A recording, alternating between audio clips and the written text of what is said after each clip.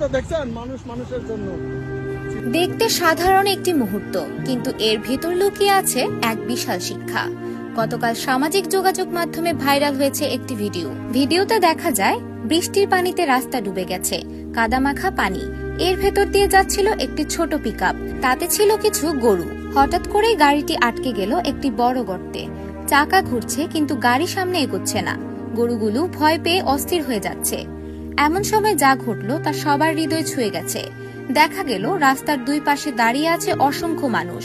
অনেকে মোবাইল হাতে ভিডিও করছে, ছবি তুলছে, কিন্তু কেউই এগিয়ে এলো না।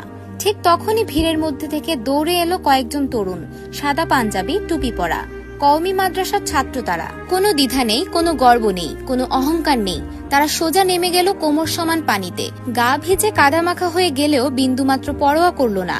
গাড়ির পেছনে দাঁড়িয়ে প্রাণপণে ঠেলতে শুরু করলো। তাদের সেই প্রচেষ্টা সফল হলো। কিছুক্ষণের মধ্যেই গাড়িটি গর্ত থেকে বেরিয়ে এলো। প্রাণ ফিরে পেল গরু, স্বস্তি পেল গাড়ির চালক। এই দৃশ্য শুধু একটা ভিডিও নয়, এটা একটা চরম শিক্ষা। যেখানে অন্যরা দাঁড়িয়ে ছবি তুলছিল, ভিডিও করছিল, এখানে বিপদে এগিয়ে এলো এই মাদ্রাসার ছাত্ররা। কেন? কারণ এটাই ইসলামের শিক্ষা, মানবতার শিক্ষা।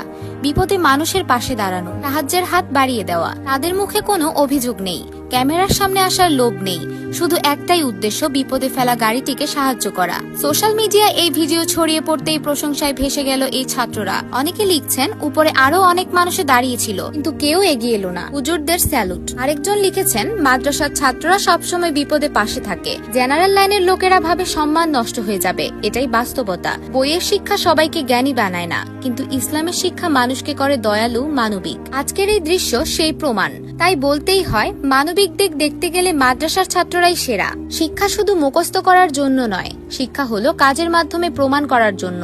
আর এই ছাত্ররা সেটা দেখিয়ে দিয়েছে। আপনারা কি মনে করেন? কমেন্টে জানান।